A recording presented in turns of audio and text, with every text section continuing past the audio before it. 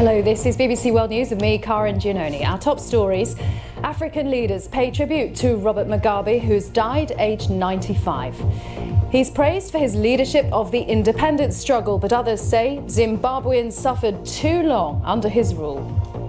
He is our former president, and he liberated us from the colonists as well as giving us land. He was a dictator to others, he was a hero to others, so he has done a lot for other people, but other people think he was a bad guy.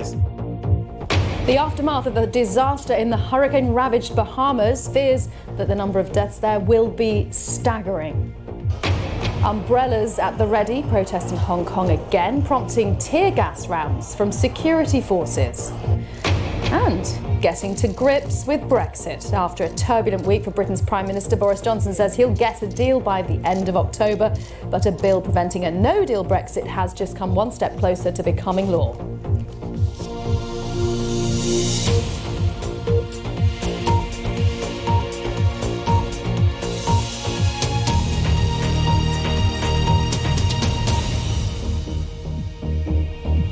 Hello, welcome to BBC World News. A liberation hero and a towering figure in African history, or a ruthless dictator who turned his country into a pariah state and led his people into poverty. Two views of one man, Robert Mugabe, the former president of Zimbabwe who has died at the age of 95 in a hospital in Singapore.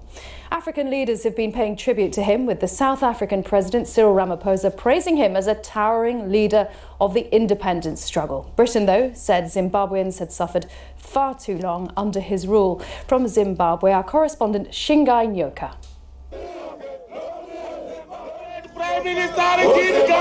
He was once Zimbabwe's liberator, leading a war against white minority rule.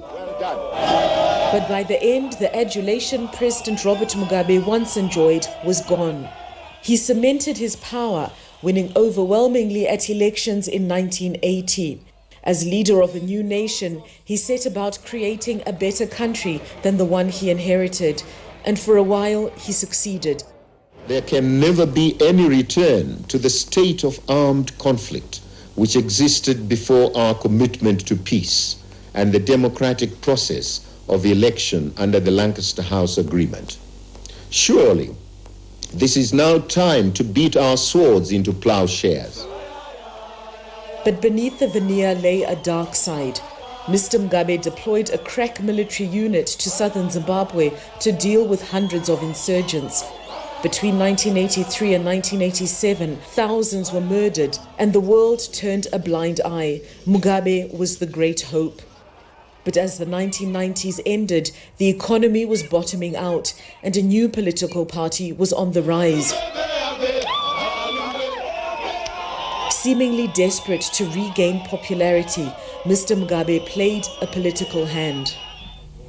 Land seized by the colonial government was still in the hands of the white minority. Sensing the frustration, Mugabe encouraged blacks to take back their land, and they did, often violently. The Western world took note, breaking diplomatic ties and imposing economic sanctions. The opposition, its leaders, human rights workers bore the brunt of his anger. In 2008, in the midst of billion% inflation and widespread unemployment, Mr. Mugabe suffered his first electoral defeat. It only led to more violence in the second round of voting. Britain stripped him of his knighthood, and former allies condemned him. Nearer to home, we had seen the outbreak of violence against fellow Africans in our own country, and the tragic failure of leadership in our neighboring Zimbabwe. But he remained a cult-like figure among many Africans for daring to challenge Western political dominance on the world's affairs. In retaliation for the measures we took to empower the black majority, the United Kingdom has mobilized her friends and allies in Europe, North America, Australia, and New Zealand to impose illegal economic sanctions against Zimbabwe. But within his own party, discontent was rising. Many believed he had overstayed and needed to hand over power. His second wife, Grace Mugabe, 40 years his junior, seemed to be gaining power, and she began accusing then Vice President Emmerson Mnangagwa of trying to oust them. Mr. Mugabe finally fired his longtime aide, accusing him of trying to topple him. Mr. Mnangagwa, with the help of the military, mounted a comeback, posting soldiers on the streets and placing Mr. Mugabe under house arrest. Tens of thousands of Zimbabweans marched, calling on him to step down. And after the threat of impeachment, he resigned. In his last years, Mr. Mugabe had retreated to the seclusion of his mansion. Many will remember him as a gifted orator and visionary who liberated Zimbabwe, but later returned her to the shackles of oppression. Shinganyoko with that report. Well, Robert Mugabe died in the hospital in Singapore where he'd been treated for several months. Our correspondent Karishma Vaswani has the latest from there. I'm standing in front of the prestigious and exclusive Gleneagles Hospital here in Singapore, which is where it's thought that Robert Mugabe spent a fair amount of time. In fact, the last few months of his life. He was frequently spotted here receiving medical treatment for a condition that we don't know at this point, but he also had links to Singapore. One of his children, his daughter, graduated from a private university here, and he was spotted at that graduation photograph there. His wife, Grace Mugabe, often accompanied him on these trips, and she was also seen in some of Singapore's most expensive shopping districts carrying lots of shopping bags. Now, it's not clear what condition he died of, but the Singapore Health Science Authority has told the BBC that there was no coroner or police at his death, which appears to suggest that he may well have died of natural causes. At this point in time, the Singapore government is keeping rather tight-lipped about his death, but that's understandable given that he was such a high-profile figure in international politics. Karishma Vaswani. Now, officials in the Bahamas are warning of the probability of a staggering number of deaths caused by Hurricane Dorian. 30 people are known to have been killed, but many areas remain cut off. Hundreds of body bags are being distributed to the worst-hit parts of the archipelago of some 700 islands. The brunt of the storm was felt in the Abacos Islands, where hundreds of people are still missing. Richard Galpin has the latest. It's hard to imagine how anyone can survive now here in the ruins of Marsh Harbour, one of the largest cities in the Abaco Islands. Dorian, a Category 5 hurricane, hit this island at full force and stayed over it for 2 days. Hundreds or possibly thousands of people are missing here and on other neighbouring islands. I honestly believe Abaco is finished. I think Abaco will not recover until the next 10 years, like fully recover, because everything is gone. Absolutely everything is gone. And that includes food. Inevitably, some people have been breaking into shops to find something to eat and drink, as supplies become increasingly scarce. Small amounts of food are being brought in by NGOs, and the United Nations is now promising to fly in 85 tons of ready-to-eat meals, but when this will arrive is unclear. So many here are trying to leave.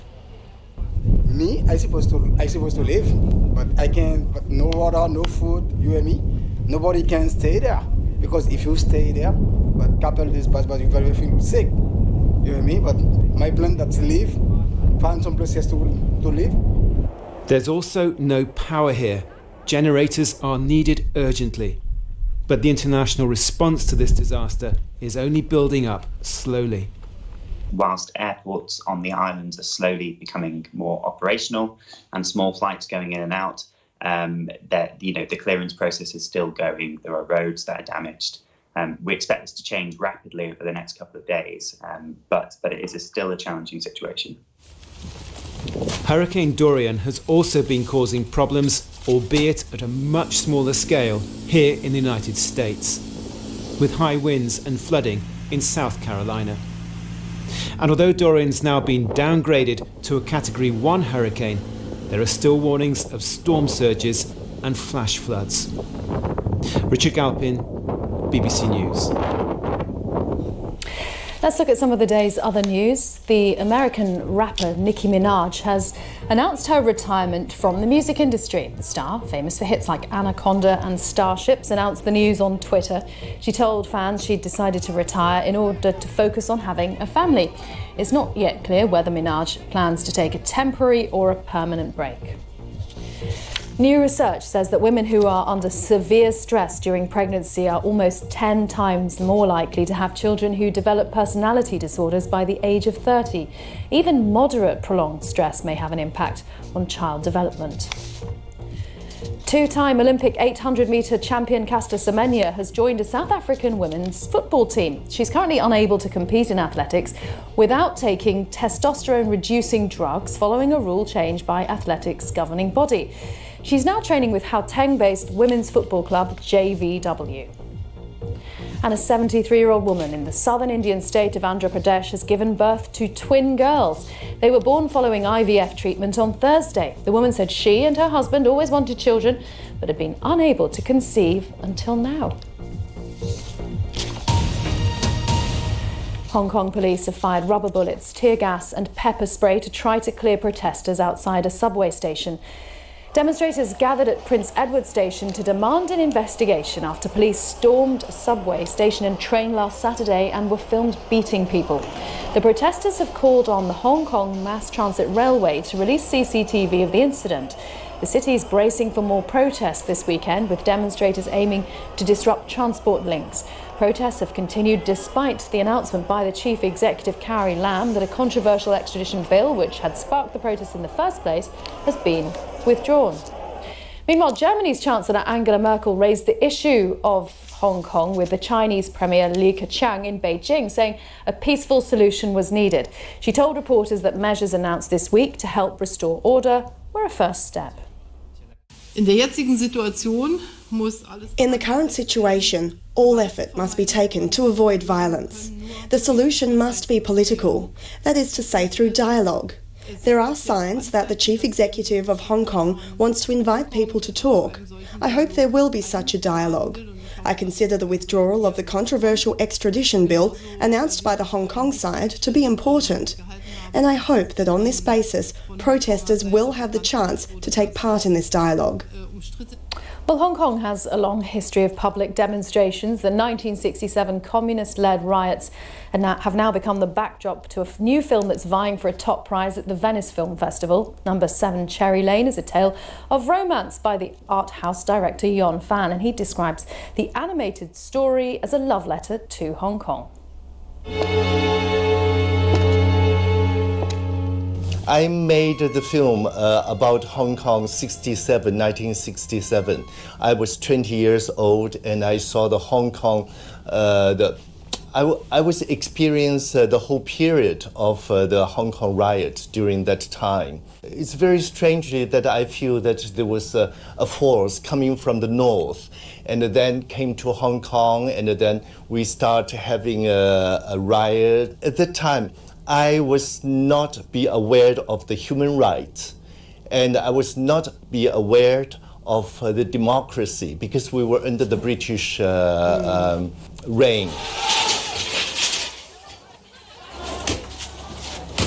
That is quite amazing and quite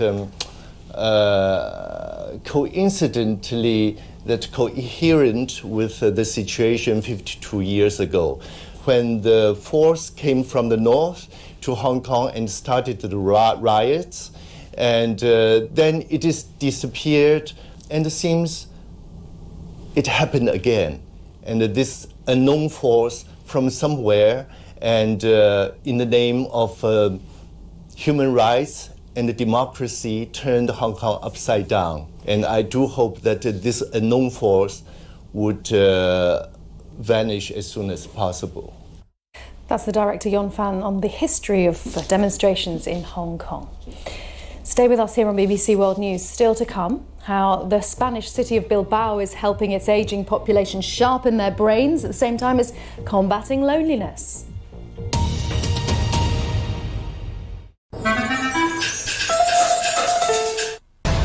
Elsa, the past is not what it seems. You must find the truth. But be careful. We have always feared Elsa's powers were too much for this world. Now we must hope they are enough.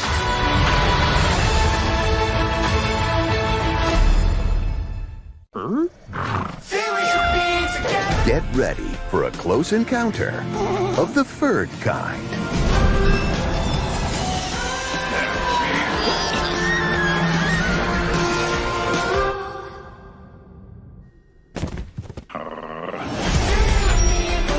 Farmageddon, a Shaun the Sheep movie. What?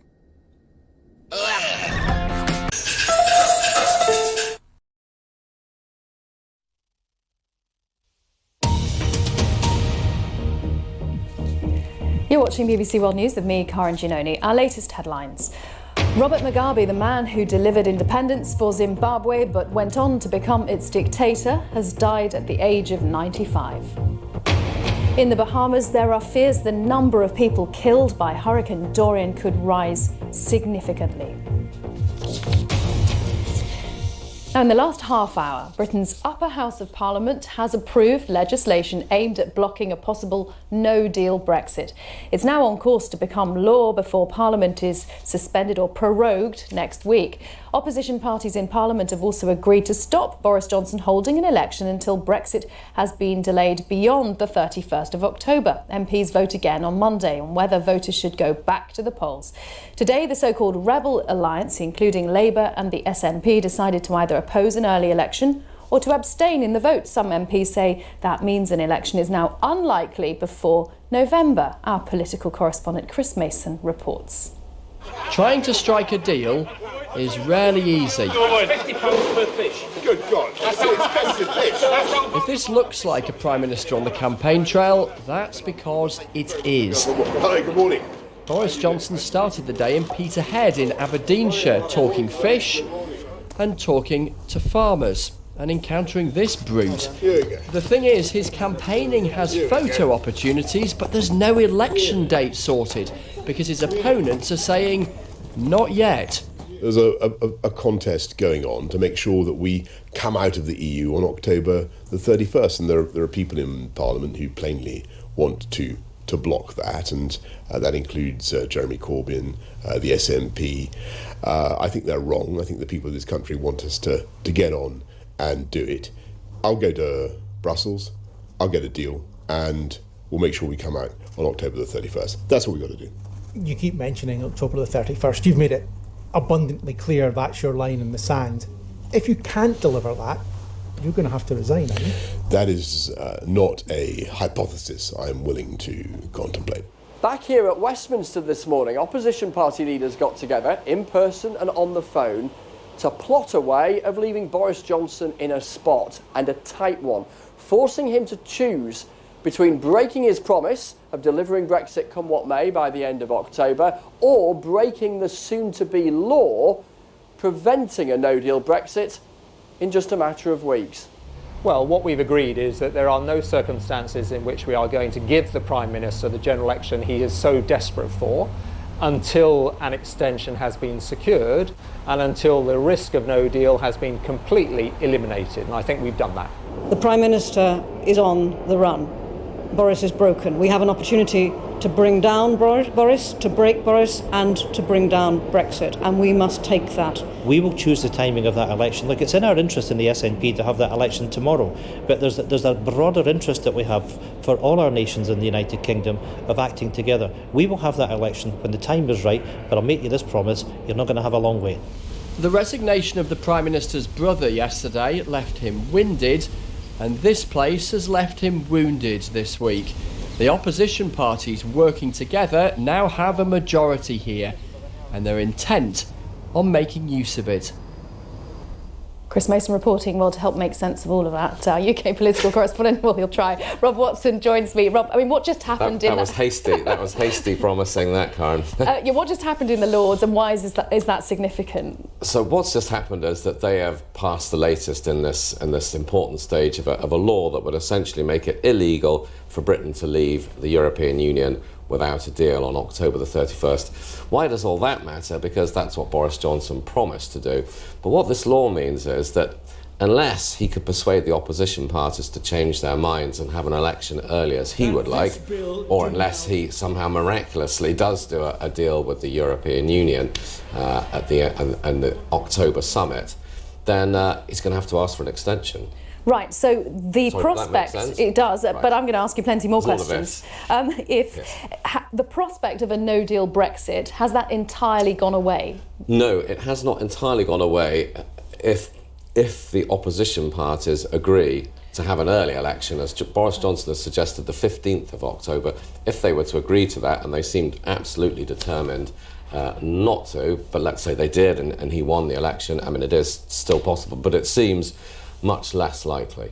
How would you sum up the sort of week that Boris Johnson has had? I mean, on the surface, it's not looking good. I mean, that's to be kind. I mean, look, from one perspective, from the sort of traditional Westminster perspective, by which I mean journalists like me, commentators and other politicians, I mean, it's been surely one of the most calamitous weeks that you could imagine for any Prime Minister. I mean, he's looked bumbling. He didn't look very confident in Parliament. He's lost control of the Brexit process. He lost a ton of votes, rambling. He did a very unconfident news conference supposed to launch a sort of election campaign. And then to top it all, you know, his brother says he's not really trustworthy in the national interest. So on the one hand, it looks pretty grim. There may be another sort of post-Trumpian view in his team, and that is, most people, most ordinary people, certainly people who voted Leave and who just want to get on with Brexit, they aren't bothered about any of that stuff. They just tune it out. Rebellion's in his party. All they hear is Boris Johnson saying, I think we need to get on with Brexit. We need to get out. And if you vote for me, if you have me, we'll get it done by October. I mean, that's what they're betting the farm on. But only that latter bit gets through. None of the other stuff. You mentioned farms, which is a perfect intro to the next bit of pictures we need to show. Boris Johnson with a bull today. He actually tweeted this picture. I think we're going to show it and have a look at it now. We're just promising it, but not absolutely able to show. There it is. Have you not seen this as well? I mean, I've seen him with quite a lot of livestock, but I hadn't seen this one. This is him in Scotland today, I mean, he's just. How has that sort of played into the week that he's had in general, this visit to Scotland, promising potential trade deals with America over Scottish beef? Well, I think he's really up against it in Scotland. But I mean, I think these pictures are specifically about reassuring that the farming sector will be looked after, because that's one of the great concerns in a no-deal Brexit, that farmers in the UK who rely on subsidies from the European Union but also export all their animals there, like, don't worry. But I think it's a tricky place to be, Scotland, because you have to remember Scotland voted Remain, as did Northern Ireland, and so all of these trips remind you that actually one of the biggest things, one of the biggest concerns, you know, as will Brexit, particularly a no-deal Brexit, actually threaten the very union. We have focused so much on what's been going on in Parliament, what's been going on in the UK. What about Brussels? I mean, there's no suggestion that anything has been achieved this week in negotiations. Well, I think they're just sort of hiding under the table in terms of the way they view the UK. No, I mean, the main message to come out of Brussels has been one that has contradicted Boris Johnson and his team, saying, actually, yeah, we've been getting there, we've been inching towards a deal. And why does all that matter? Well, because if the Brussels end of the story is correct, you know, it adds into that idea that Boris Johnson, untrustworthy, hasn't entirely levelled with people. Rob, thank you so much as ever. Rob Watson. Now, in an attempt to help the ageing population in Spain, the city of Bilbao recently launched various cognitive games in 2 of its parks. The idea is to preserve people's memories, but also to fight loneliness. Rachel Stanton. But also cognitive exercises. We're also making people interact with each other. And all this connects to the issue of loneliness. So we looked for spaces where there are ways to be able to talk and also exercise your mind. According to Spain's National Statistics Institute, more than 2 million people over the age of 65 live by themselves in Spain.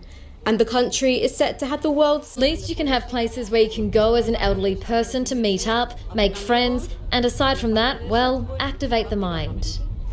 Still being tested. User satisfaction is being monitored. But this idea offers hope, some fun, and an escape. from any troubles that elderly people may face in their daily lives. Rachel Stanton, BBC News. Let's just remind you of our main news this hour. African leaders have been paying tribute to the former president of Zimbabwe, Robert Mugabe, who has died at the age of 95. Mr. Mugabe led Zimbabwe to independence in 1980, but also used extreme violence to stay in power, including the massacre of thousands of people in Matabeleland. Stay with us here on BBC World News. Back soon.